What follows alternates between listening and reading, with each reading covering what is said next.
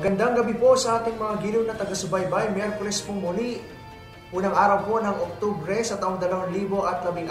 Kahit muli pong sumasahing papawid ang programang ito upang maghatid ng mga huling kaganapan sa mga paaralan sa buong sangay ng kabanatuan at upang tumalakay ng mga usaping may kaugnayan sa programa ng kagawaran ng edukasyon.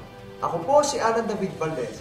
At ako naman po si Jane Valderrama. Makakasama po ninyo kami sa isa na namang edisyon ng palatuntunang DepEd Hour.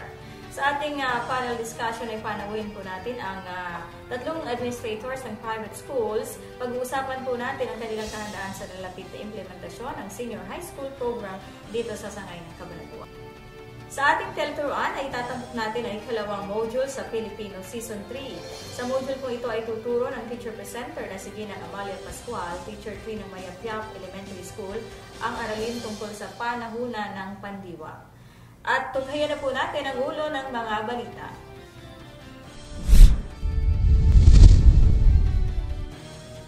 DepEd Cabanatuan nakabitin sa balag ng alanganin. Bagong mamumuno, wala pa rin katiyakan.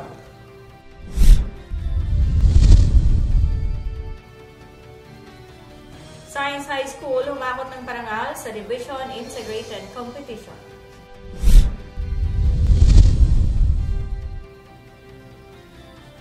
Cesar E. Vergara Memorial High School itinanghal na kampiyon sa Science Investigatory Project Physical Science category sa katatapos na Division Integrated Competition.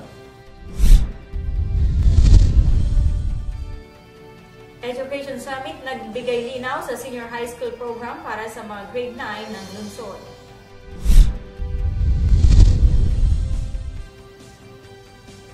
Kapamilya Kuwena sa Eskwela, handog ng ABS-CBN Regional Network.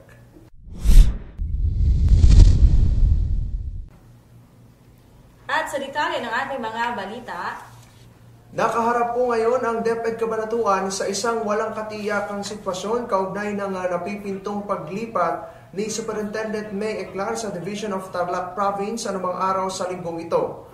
Ang walang katiyakang kapalit sa babakantehing posisyon ni Superintendent Eclar ay bunsod ng pagbabasbas ng alkalde ng Cabanatuan at ng gobernador ng Nueva Ecija sa dalawang magkaibang opisyal.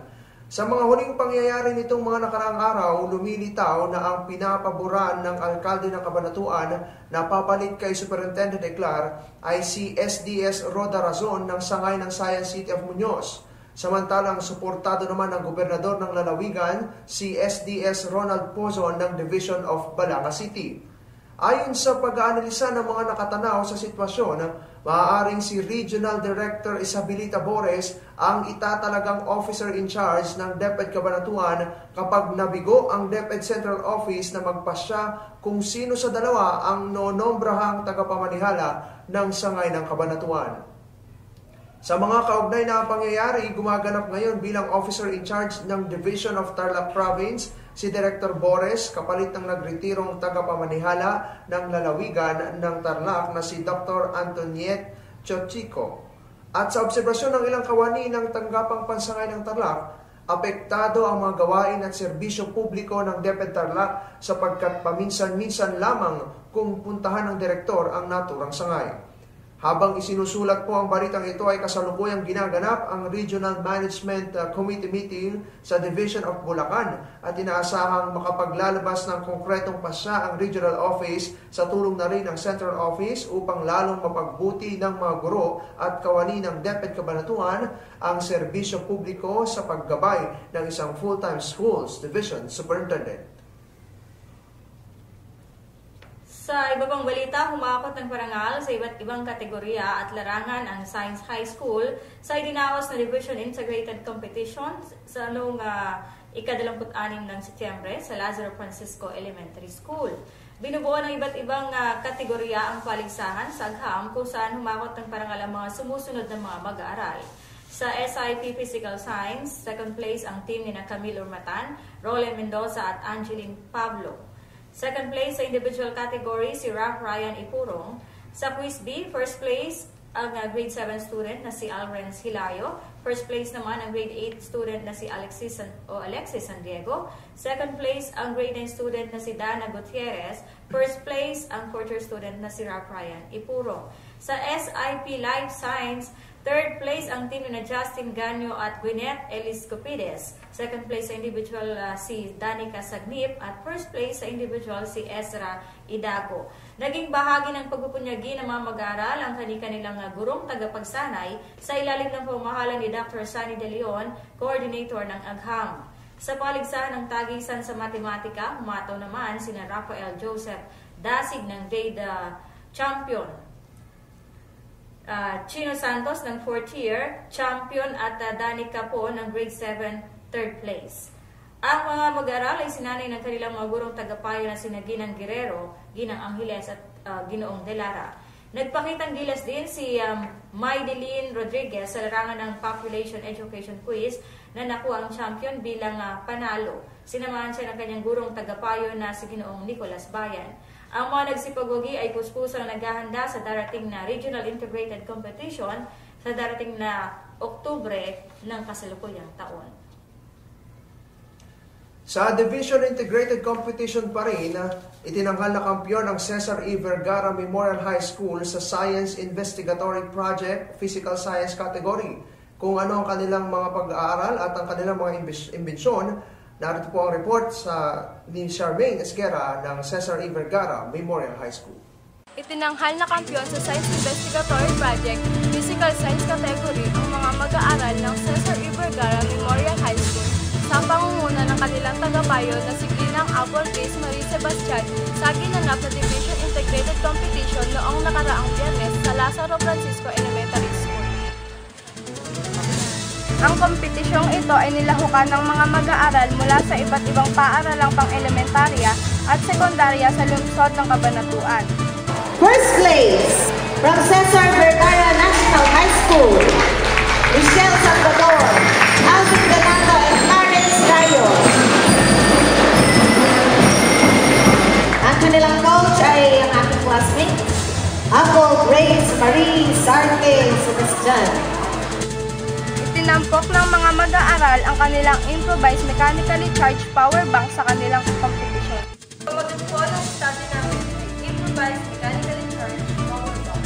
Sa panahon ngayon, kadalasan tayong nagtatala ng mga emergency, shortages, and brownout. Kaya namin naisipang gumawa ng isang improvised mechanically charged power bank kung saan sa loob ng power bank ay mayroong battery na kung saan kinakargahan mula dito sa pag-ikot ng electric fan na may nakakabit na bicycle dynamo.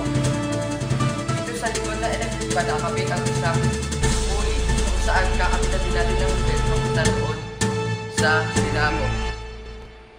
Pag pinaandar ang electric fan, iikot yung dynamo. Kino-convert ng dynamo yung mechanical energy ng electric fan sa AC current. Mula dun sa dynamo, magkoconnect tayo ng isang wire papunta dun sa power bank na siya magsisilbing charger ng power bank. Pag umilaw yung LED light na sa gilid, ibig sabihin nag-charge siya yung power bank natin. May switch siya dito kung paano i-on mo siya ng charging or i-off mo siya ng charging. May nakakonect ng switch para makapag-charge ng cellphone batteries papunta sa Universal Cellular Phone Charger. Dito pwede ka magsaksak dito ng USB connector para makapag-charge ka ng cellphone katulad nito.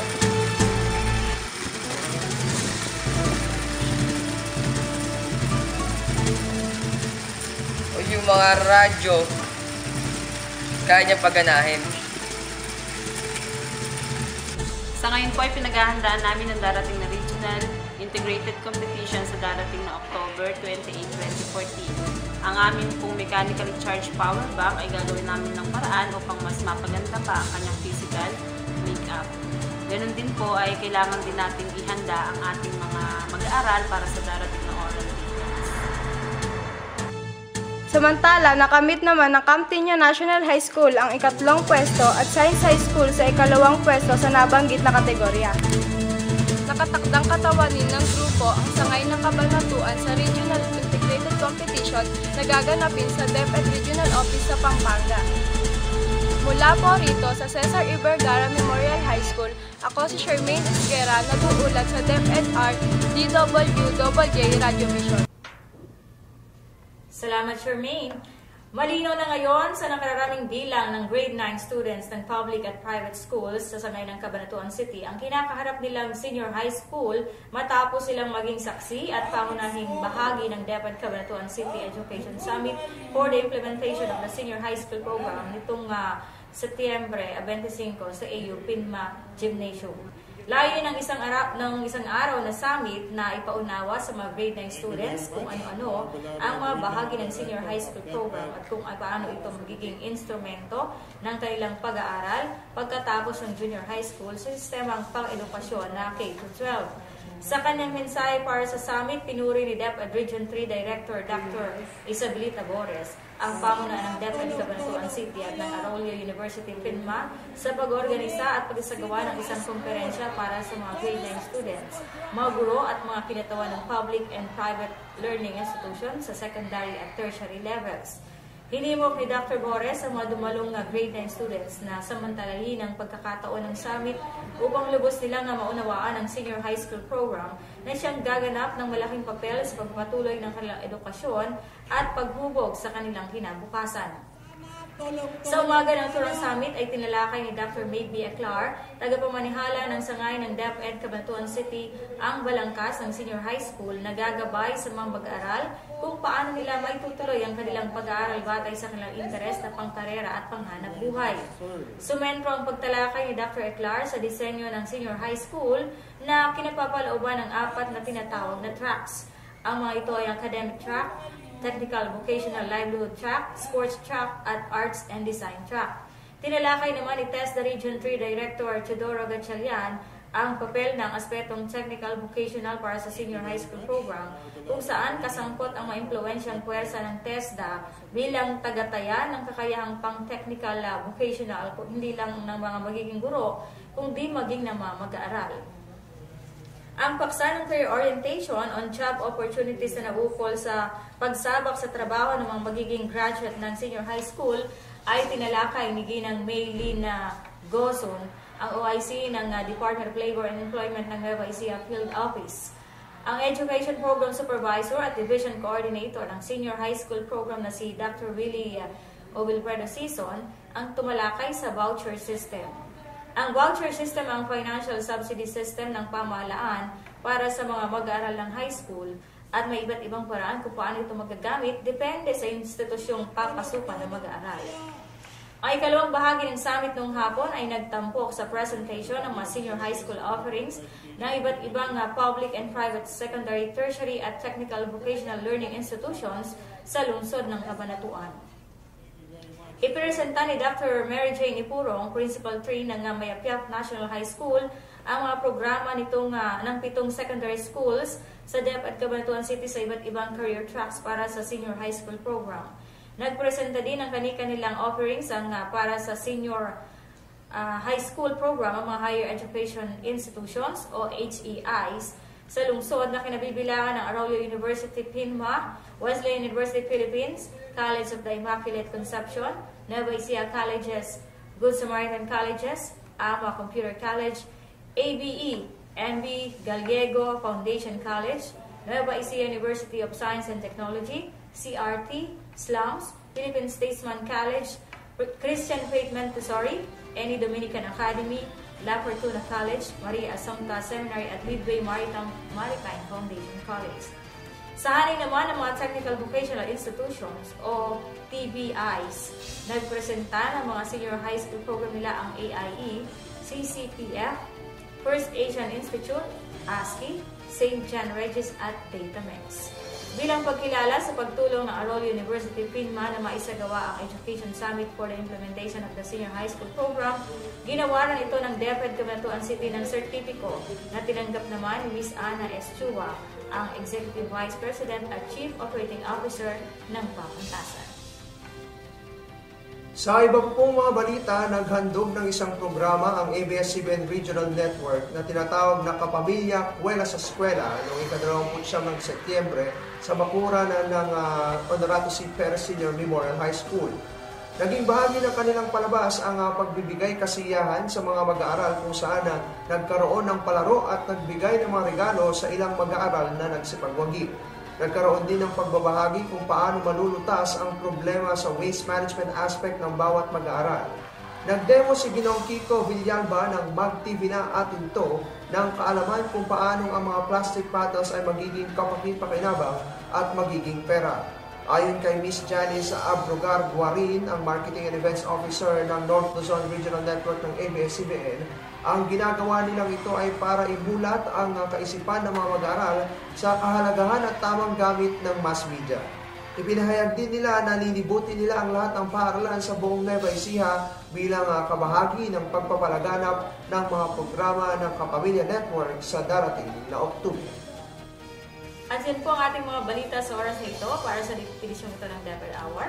Magbabalik po tayo makalipas lamang ilang paalala para sa ating teleturuan. Nagbabalik po ang ating programa. Sa ating pong teleturuan ay tatampok natin ang ikalawang module sa Filipino Season 3. Sa module po ito ay tuturo ng teacher presenter na si Ginang Amalia Pascual, Teacher 3 ng Mayapiap Elementary School, ang aralin tungkol sa panahunan ng pandiwa. Tunghayan na po natin ang teleturuan. Magandang gabi po sa ating lahat. Kamusta po kayo? Nawa, ang bawat isa sa atin ay punong-puno ng mga biyaya at pagpapala na nagmumula sa ating Panginoong Diyos. Ako po, si Amalia G. Pascual, Teacher 3 ng Mayapiap Elementary School, na maghahatid sa inyo na isang edisyon sa Teleturuan Season 3, Module 2 sa Filipino 3. Sa gabi pong ito ay ating tatalakayin ang mga sumusunod. Matukoy ang ginamit na pandiwa sa pangungusap. Makilala ang tatlong panahunan ng pandiwa. Magamit ang mga pandiwa sa pangungusap na may tamang panahunan kaugnay ng mga salitang nagpapahiwatig kung ang pandiwa ay ginawa na, ginagawa pa, o gagawin pa lamang. Sa huling edisyon ng Teleturuan sa Filipino, ating nalaman ang kahulugan at gamit ng pandiwa sa mga pangungusap. Ano na nga muli ang tawag sa mga salitang nagsasaad ng kilos? Tama! Pandiwa ang salitang nagbibigay kilos, galaw o aksyon sa bawat pangungusap. May mga larawan akong ipapakita sa inyo. Isipin ninyong muli kung ano-ano ang mga ginawa ninyo noong nakaraang bagong taon, noong nakaraang Pasko, at ang inyong ginawa nitong huling bakasyon. Magbigay kayo ng mga pangusap ukol sa inyong mga ginawa. Basahin natin ngayon ang mga pangusap na inyong ibinigay. Una, nagluto sina tatay at nanay ng mga masarap na pagkain noong nakaraang bagong taon. Dalawa, dumating ang mga tiyo, tiya at mga pinsan ko mula sa iba't ibang probinsya noong nakaraang Pasko. Katlo, naligo kami sa dagat sa Pangasinan noong huling bakasyon. Ngayon ay tukuyin natin ang mga pandiwang ginamit ninyo sa mga pangusap at ang mga salitang nagpapahiwatig kung kailan ninyo ginawa ang mga pandiwa. Nagluto noong nakaraang bagong taon. Dumating noong nakaraang Pasko. Naligo noong huling bakasyon.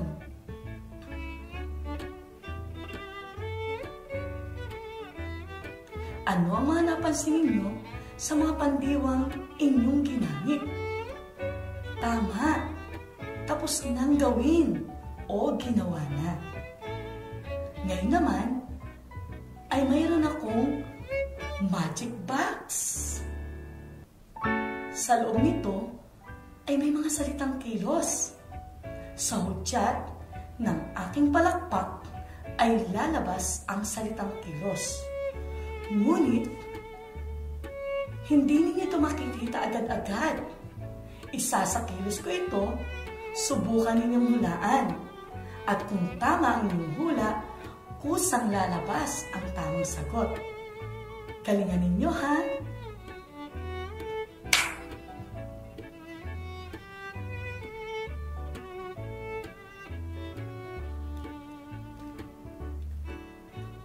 Ano ang aking ginagawa? Kumakain. Tama.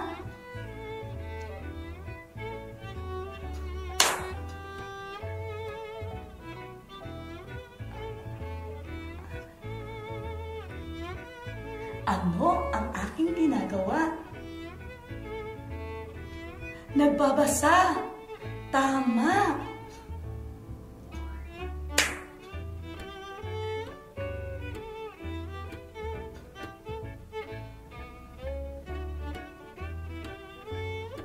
Ano ang aking ginagawa? Nagmamaneho. Magaling. Mahuhusay pala kayong manghula. Ano ang napansin ninyo sa mga pandiwang kumakain, nag-aaral, at nagmamaneho? Tama. Ang mga kilos ay ginagawa pa ngayon. Basahin ninyo ang mga pangungusap. Tukuyin ninyo muli ang mga pandiwa at mga salitang kaugnay kung kailan ginagawa ang mga kilos. Ako ay kumakain ng hapunan ngayon. Ano ang aking ginagawa? Tama, kumakain. Kailan ako kumakain? Ngayon. Tama. Ang mga bata ay nag-aaral ng mga aralin gabi-gabi. Ano ang ginagawa ng mga bata? Nag-aaral. Tama. Kailan sila nag-aaral? Magaling. Gabi-gabi.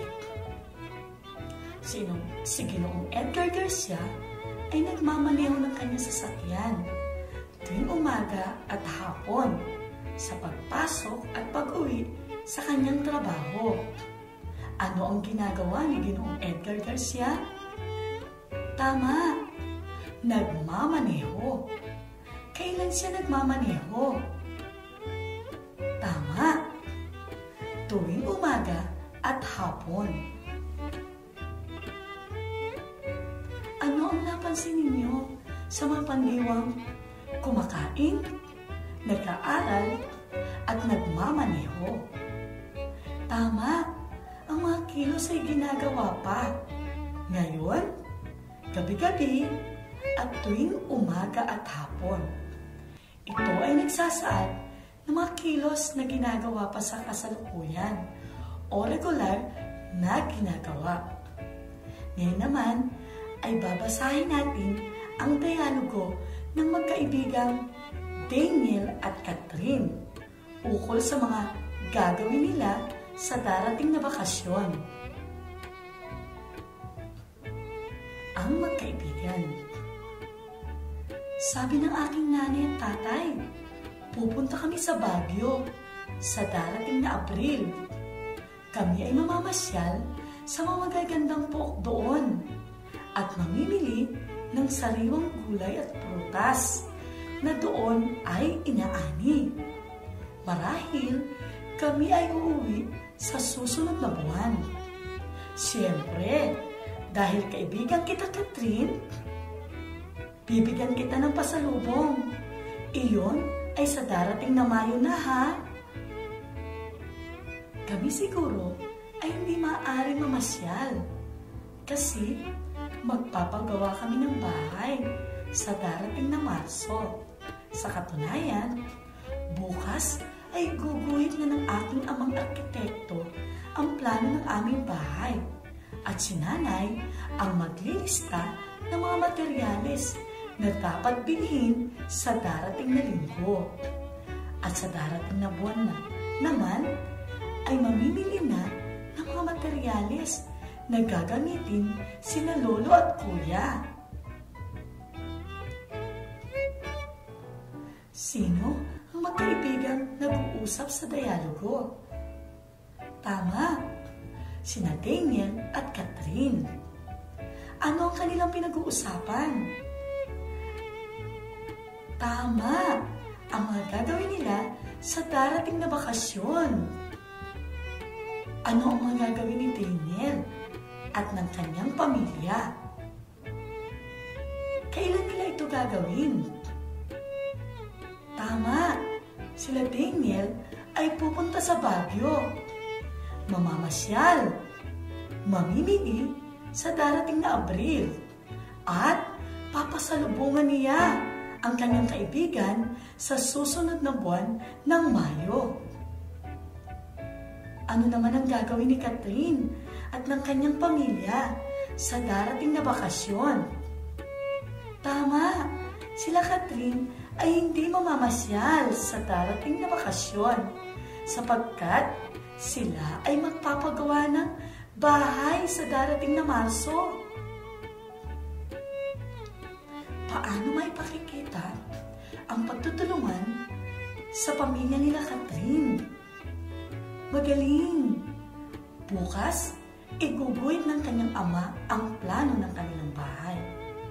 Si nanay naman ang maglilista sa mga materyales na gagamitin sa darating na linggo. Ang kanyang lolo at kuya naman ang mamimili ng mga materyales sa darating na buwan. Laging tandaan na ang pagtutulungan sa pamilya ay isang magandang kaugalian na dapat taglayin ng bawat miyembro nito at ang pagsasama-sama ng pamilya sa mga gawain ay nakapagpapatibay ng kanilang pagkakabuklod. Ano ang napansin ninyo sa mga pandiwang kanilang ginamit sa kanilang usapan? Magaling! Ang mga pandiwa sa nasabing usapan ay gagawin pa lamang. Bago natin ipagpatuloy ang talakayan, bigyan natin ang ilang paalala mula sa ating himpilan. Muli po tayong nagbabalik sa teleturuan. Isa-isahin natin muli ang mga pandiwa na gagawin pa lamang sa dialogo. Pupunta, mamamasyal, bibigyan, magpapagawa, iguguhit, mamimili, at maglilista. Ang mga pandiwang ito ay gagawin pa lamang, hindi pa ito nasisimulang gawin. Ano-ano ang tatlong aspeto o panahunan ng pandiwa? Tama! Ang pandiwa ay may tatlong aspeto o panahunan. Mga pandiwang ginawa na o tapos nang gawin. Pandiwang ginagawa pa o regular na ginagawa. At ang pandiwang gagawin pa lamang o isasakilos pa lamang. May mga salita tayong dapat gamitin kaugnay ng tamang panahunan upang maipahiwatig kung ang pandiwa ay ginawa na noong nakaraang bakasyon, kahapon, kagabi, at marami pang iba. Gayun din naman, kung ang pandiwa ay ginagawa pa o regular na ginagawa. Katulad ng ngayon, tuwing linggo, tuwing umaga, o tuwing bakasyon. at marami pang iba. O gagawin pa lamang, katulad ng sa susunod na bakasyon, sa darating na buwan, bukas, at marami pang iba. Ngayon, ating alamin kung inyo talagang naunawaan ang ating aralin ngayong gabi. Piliin ang pandiwang dapat gamitin sa bawat pangungusap. Ang bata ay patlang kanina. Tama, naglaro. Si Dolores ay patlang ngayon. Magaling. Nagbabasa. Patlang si Analu ang hiniram niyang aklat mamaya. Mahusay.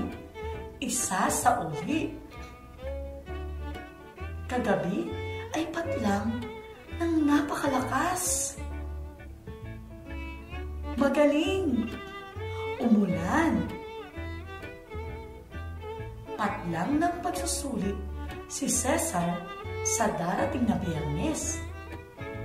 Tama. Kukuha. Laging tandaan na ang pandiwa ay may 3 aspeto o panahunan.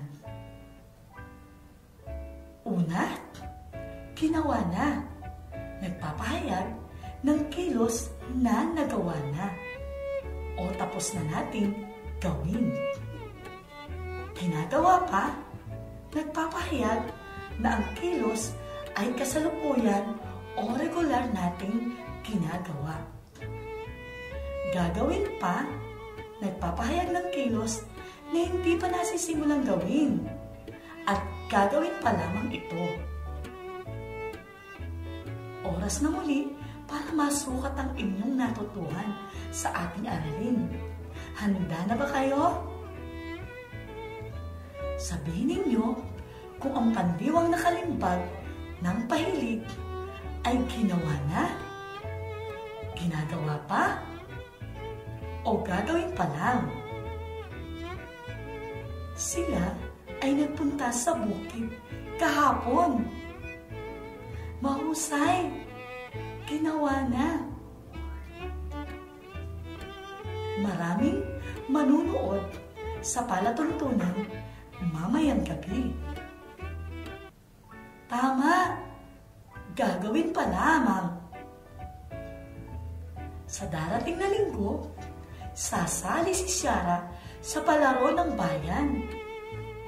Magaling. Gagawin pa lamang. Sa ngayon, nagbabasa ako. Tama. Ginagawa pa lang ang kilos. Kami ay namitas ng mga bulaklak noong nakaraang Lunes. Magaling. Ginawa na. Huwag niyong kalimutan na ang wastong gamit ng pandiwa ay malaking tulong upang maipahayag at higit na maunawaan ang pangungusap. Gamitin natin ang wastong pandiwa kaugnay ang mga salitang nagpapahayag kung ang kilos ay ginawa na o tapos nang gawin, ginagawa pa o regular na ginagawa, at gagawin pa lamang o di pa na isa sa kilos. Umaasa po ako na ako'y may naibahagi na dagdag kaalaman sa inyong lahat. Hanggang sa muli po nating pagkikita dito sa DepEd Hour Teleturuan. Ako po muli ang inyong naging tagapagturo ngayong gabi, Amalia G. Pascual, Teacher 3 ng Mayapyap Elementary School. Hanggang sa muli, magandang gabi at maraming salamat po. Magbabalik po po ang DepEd Hour para sa ating panel discussion kung saan ay kasama po natin sa ating studio ang 4 na administrators mula sa private schools upang pag-usapan po natin ang implementasyon ng senior high school sa kanila pong aralan. Siyempre, Ma'am Jane, hindi mawawala sa ating programa ang pagbatian portion ng ating mga bisita bago po tayo tumalakay o pumalaot sa ating pag-usapan. At unahin na po natin para pabatiin ang ating pong kasama sa St. Louis Ann Montessori High School and Colleges, si Dr. Concepcion A. Maglatang. Good evening, ma'am. Good evening, Alan. Good evening, Jane. Unang-una, nagpapasalamat ako sa ating DepEd, sa pangunguna ng ating mahal na Superintendent, Dr. Maybe Eclar, sa pagbibigay sa amin ng opportunity para pabatid sa ating mga mahal na manunood ang aming mga programa at gawain sa St. Louis Ann Montessori High School and Colleges na matatagpuan sa Bangad, Cabanatuan City. At of course, gusto ko ring magpasalamat doon sa aming mga magulang na patuloy na sumusuporta sa amin at alam ko na sila rin nasusuporta sa aming senior high school offerings sa darating na 2016-2017. Ganon din, binabati ko rin ang aking mga eskwela na ngayon ay nagdaraos ng kanilang Sports Fest 2014. Alam ko masayang-masaya sila dyan ngayon. Good evening, ma'am. And kasama rin po natin sa ating talakayan ngayon ang HR Assistant mula sa AIE College Cabanatuan, si Miss Lynn Gonzalez. Good evening, ma'am. Good evening po sa inyong lahat. Lahat po kami naririto para po sa offerings natin sa K-12. So, pagkakataon niyo po upang malaman kung gaano po kaganda ang package ng K-12 sa bawat institution narito sa inyong harapan. Ganun po. Ayun, kasama rin po, kasama po ni Miss Lynn, ang ating din po President ng AIE College Cabanatuan Incorporated. Yan po yung matatagpuan sa Decarma. Wala pong iba kundi si Ma'am Vera Abrera Borromeo. Ma'am, good evening. Good evening, magandang gabi. Kuya, ay Ma'am Jen and Sir Alan. Maraming salamat po. Maraming salamat. Unang-una gusto ko pong ibigay ang aming mainit na pagpapasalamat sa ating DepEd Superintendent, Ma'am Eclar. And marami rin pong salamat sa mga nakikinig ngayon. Alam ko po na maraming interesadong malaman kung ano at ano ang mga ibinibigay at ino-offer ng mga eskwelahan na kasama namin ngayon. Gusto ko rin pong batiin ang mga pangulo at opisyal ng eskwelahan na kasama namin ngayong gabi. Good evening din po. Kasama pa rin natin ngayon si Dr. Dr. Renato Arembuyutan, President po ng College for Research and Technology of Cabanatuan. Yan naman po ay mula sa matatagpuan sa Burgos Avenue, Cabanatuan City. Good evening, sir. Good evening. Magandang gabi po sa inyo, sa ating lahat na narito ngayon, sa lahat ng inyong mga tagapakinig at mga tagapanood. Ang CRT po ay nakikisa sa proyekto ng ating gobyerno sa K-12 at kami po yung handang-handa para doon sa implementasyon nito sa 2016. Magandang gabi po. Ayan, inyo pong nakilala ang ating pong mga bisita at medyo Ma'am Jane seryoso yung ating umpisa natin. Pero bago sa ating talakayan, kasama sa ating pagpapakilala, ang St. Louis Ann Montessori po ay matatagpuan naman sa Bangad, Cabanatuan City. So, yan. Since lahat po ng ating mga bisita ngayon ay ipaalam natin sa ating mga manonood, tagapakinig, yung kung saan matatagpuan yung mga paaralan. Alam mo, Ma'am Jane, talaga nga ang private school ay matagal nang ini-involve ni Ma'am Eclar simula na kayo dumating para nga naman din makilala sila at syempre they are part of the educational institution nga dito sa City of Cabanatuan. Kaya naman madalas, Ma'am Jane, ay nagigess natin ang mga taga-private schools. At ngayon nga, Ma'am Jane, ay pag-uusapan nga natin yung kanilang mga offerings sa K-12. So, kung tutusin, Sir Alan, pangatlong batch na to ng ating interview sa mga administrators ng private schools. Ngayon po ay alamin natin ang mga offerings ng St. Louis Ann, ng College, ng CRT at ng AIE. So, umpisa na natin, Sir Alan. Tanong natin kung ano yung mga offerings na ibibigay o offerings sa iyo, ng St. Louis Ann Montessori High School and Colleges, ma'am. Ano pong mga tracks ng ating pong i-offer, ma'am? So actually, Sir Alan, ang St. Louis Ann Montessori High School and Colleges will offer both academic track and BOPTEC track. under academic tracks, meron kami yung strands na HUMS, yung Humanities and Social Sciences, and we are about also to offer yung ABM, the Accountancy, Business and Management, and also the what is the last na ngayon? GASH, the General Academic. Okay. Sa BOCTEC track naman ay kasalukuyan na namin ino-offer sa ngayon ang beauty care, I should say. Beauty care, kasama rito yung nail care at saka massage. And then, nag-o-offer din kami ng cookery and ismaw. Okay, so yung pong sinasabi ni Ma'am na at mga tracks po ay pwede po nating i-avail kapag gusto nila mag-enroll sa 2016, tama po ba Ma'am? Opo. Ayan. So, General Academics po, yung HUMS, Humanities and Social Sciences, ABM, yung Accountancy and Business Management po sa track po ng academic. And sa tech po, sabi ni Ma'am, beauty care, sinabi din naman na ongoing po ito. Paano po natin nasabing ongoing? Actually, mula pa nung grade 7 ang mga bata, nag-offer na ako ng separate course for BOCTEC namin. In fact, ang mga bata ay meron silang 3 hours a week para mag-aral ng nail care at saka massage. So, meron naman ding another group na interested para doon po sa food preservation, meron din po kami.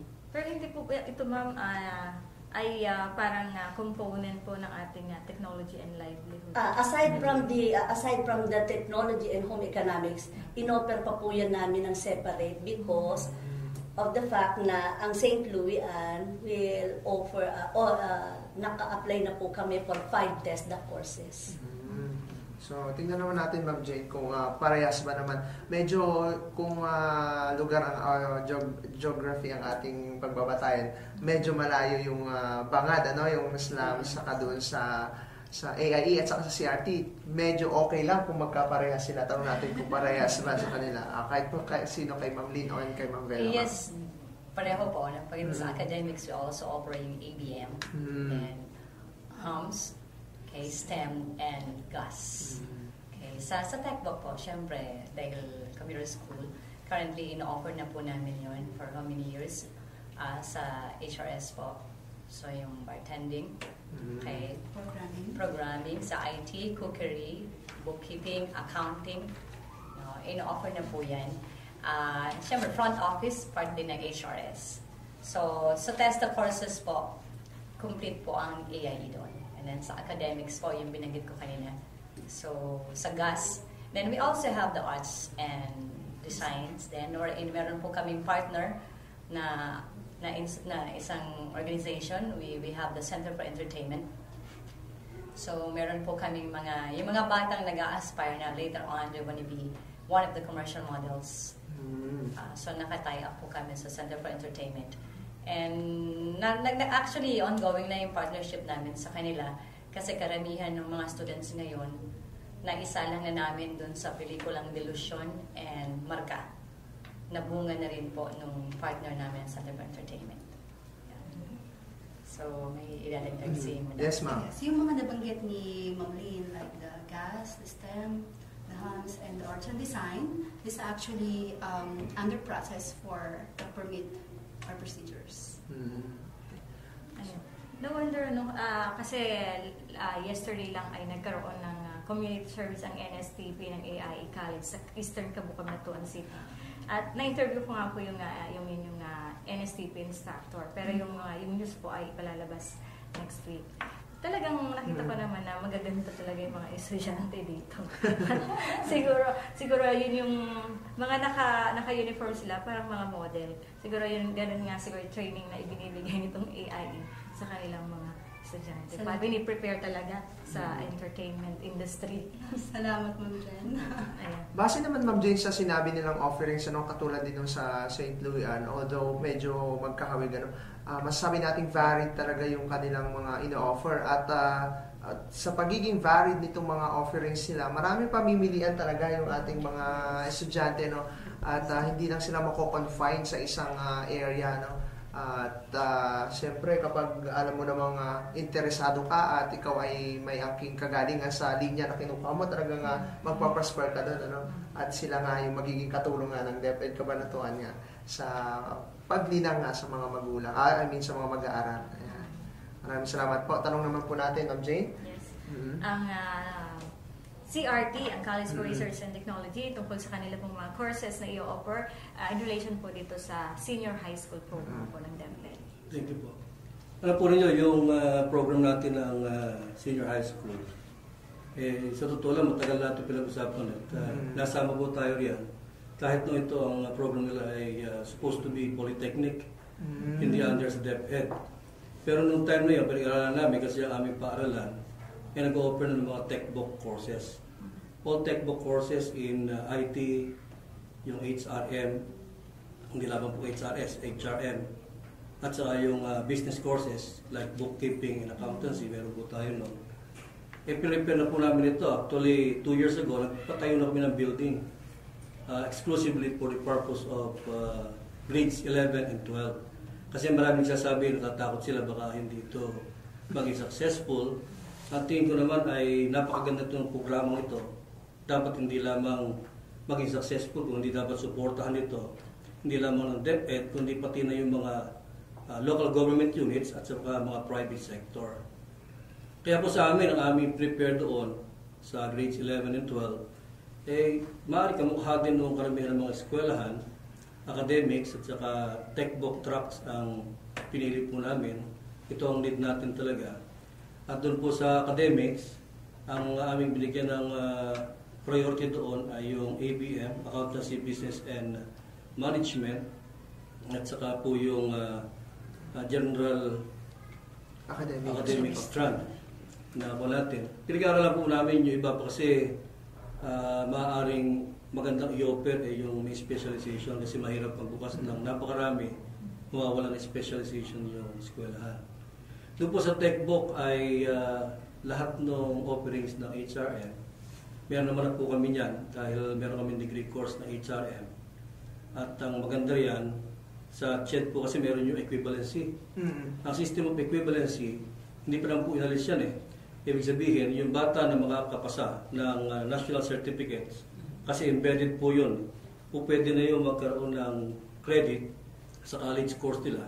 Kaya posibleng kung HRM ang kukunin nila, kukuha sila ng HRS sa textbook strand ng HRM, yung home economics, mababalit po yun. Kaya pwedeng umikli yung bilang ng taon ng pag-aaral ng bata. Isang maganda po yun na halimbawa para doon. Kaya yun pong sinasabi kanina na meron tayo nung para sa housekeeping, bartending, food and beverage, front office, cookery, yung food processing. Ito po lahat na ito ay integrated na doon. Ang bata naman mamimili. Ang karaniwan naman ibibigay natin sa grades 11 and 12 ay 4 na skills. Yun ang normal doon na maibibigay sa kanila. At halos lahat po nung may kinalaman sa computer, from computer drafting, animation, graphic design, web publishing, programming at saka yung hardware servicing. Ito po yung mga i-offer namin sa mga textbook areas ng track ng senior high school. Kaya yung mga bata kung sila nag-aalala, makapag-offer po kami same offering na binibigyan namin ngayon sa aming mga textbook students.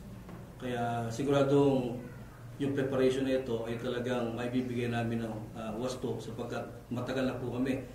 Dito sa Cabanatuan po ang pinakaunang paaralan ng textbook sa atin. Siguro yung mga ibang tumating dito, mga 10 or 15 years bago pa kami nadatnan. Yung iba nga lang hindi masyado po nakikilala si RT.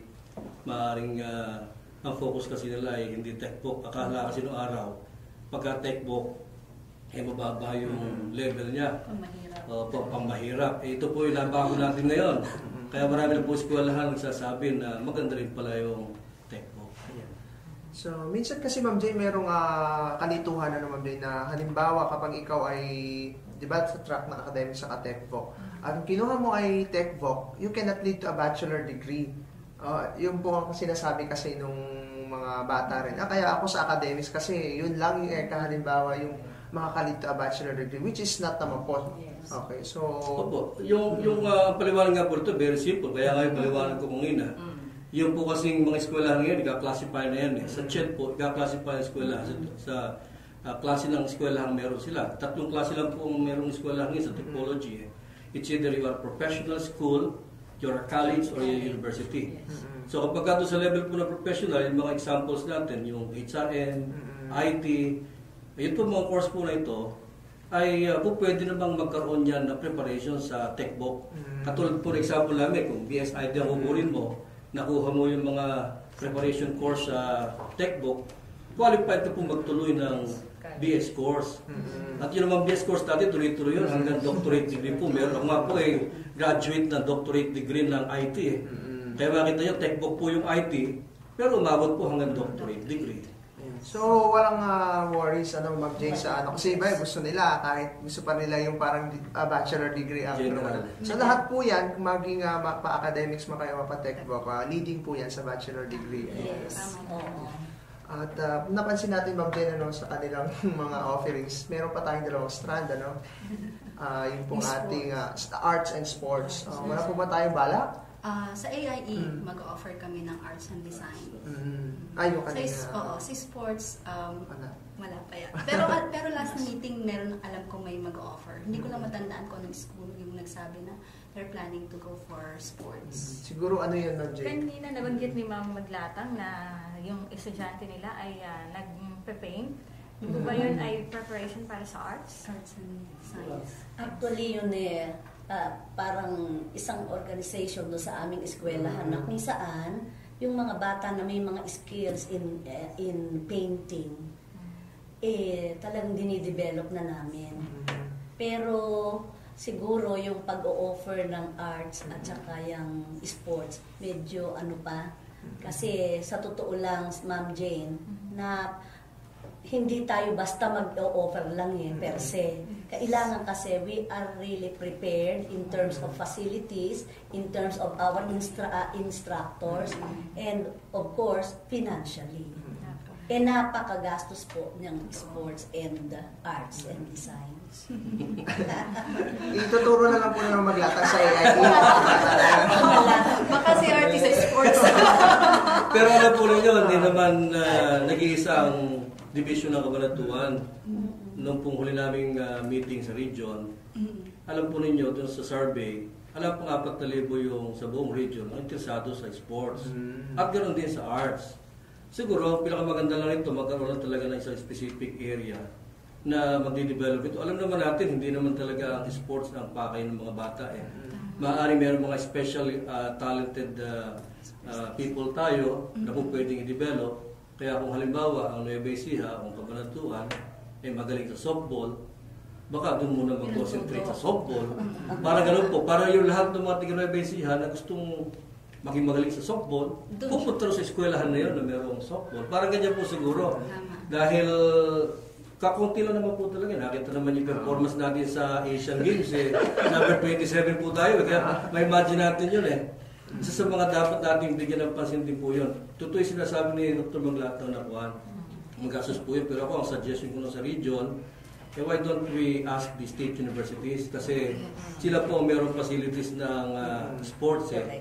Magandang sila po ang tumulong sa atin para sa mga bata talaga na gustong ang pasuking area ay sports. Kasi yung mga universities, Ma'am Jane, may lab school sila, may laboratory school sila. Yung sinasabi ko na Ma'am Jane na laboratory school ay meron silang high school lab, parang university science high school, gano'n. So yun yung laboratory school na tinatawag nila. Pwede siguro yung mga mag-offer, Ma'am Jane, yung mga sinasabi ni Sir. Siyempre, nalaman na natin yung mga i-offer ng mga schools natin kasama ngayon. Alamin naman natin yung kahandaan ng mga paaralan sa pag-offer sa nitong mga sa senior high school. Nahin natin ang slums. Pero teka Ma'am Jane, hatiin natin yung ating usapan dyan. Ang ating po kasing mga prepare, gaya nung nasabi ni mga facilities, yung ating pong teachers, at siyempre po sa finance nga din daw, sabi niyo. Unahin na natin yung facilities, kung baka may bago sa slums at sa AIE and CRT. Ma'am. In terms of facilities, unang-una, kailangan meron tayong mga enough classrooms para ma-accommodate yung ating yung ating mga eskwela. At sa aking pagkaalam ay sa public ay hindi kayang i-accommodate nila yung kanilang mga graduate in their grade 10. At kami ay sa kaalaman po ng lahat, kami po ay merong 4-story buildings na pwede po kaming mag-accommodate even 1,000 students, additional students. Kasi meron po kaming enough facilities, meron po kaming mga laboratories, meron po kaming computer rooms, computer laboratories, library, and then kung ano po yung kailangan ay naihanda na po namin 2 years ago pa. Nasa ilan po yung projected enrollees ninyo? Sa ngayon po ay kami po ay nagkakaroon ng projection na at least ay meron kaming 250 sa grade 11. So, yun po at sa mga estudyante, Ma'am Jane, na hindi nga punta sa iba pang mga public school at hindi ma-accommodate, although kailangan nila i-accommodate, bukas na bukas ang slums at sila ay handang-handa sa pasilidad na gagamitin para sa K-12 senior high school program specifically. Dako naman tayo sa AIE. Ito po ba yung bandang Dicarma nga po? Yes po, sa may Maharlika Highway. Kumusta naman po ang preparation natin? May bago po ba tayo building? Medyo mahirap, medyo metikuloso. Maraming mga kailangan i-prepara para sa K-12. Pero excited kami kasi dun sa mga na-attendan namin na meeting and seminars, nakita namin na this K-12 is not only for DepEd schools, pero mas maganda na ito sa mga bata. Kasi may mga pondo para sa kanila. But nevertheless, about facilities, ang AIE po kasi sa ngayon ay under process for new building. Own na po ng AIE. So, this October to November, itatayo na po siya. And God willing, sa June, meron na siyang building. So, ito sa piniprepare namin dahil gusto namin na sa ngayon po kasi maliit, tutusin. We can only accommodate 300 to 400 students. But in our new building, we will definitely accommodate 500 to 1,000 students. Nasa ilang taon na po ang AIE dito sa Cabanatuan? 7 years na po. So matagal-tagal na. Mas bata po kami sa CRT.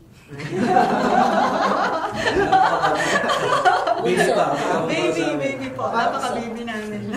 Ma'am Jane, 4th year high school ako, nagpunta yung mga CRT doon sa eskwela. Nag-test yata kami doon. Para gano'n sa kanila. Ayun, nabanggit na lang din yung CRT. Sige.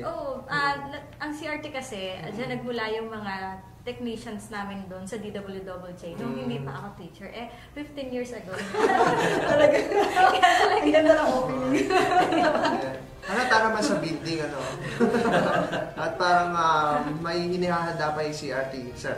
Opo, katulad ng pasimula kong ungin sinabi ko nga na prepare tayo talaga kasi alam namin darating ito, hindi pwedeng hindi magtuloy.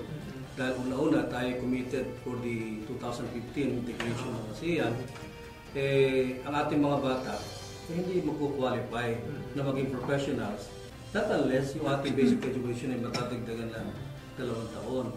Kaya po yung building namin, sabi 2 years, sabi ko nga sa inyo 2 years ago, ipinustara namin, tapos na yon. Marami ang tatanong, maaari namin yun. For the meantime, ginagamit pa rin namin yun for some activities na meron kami.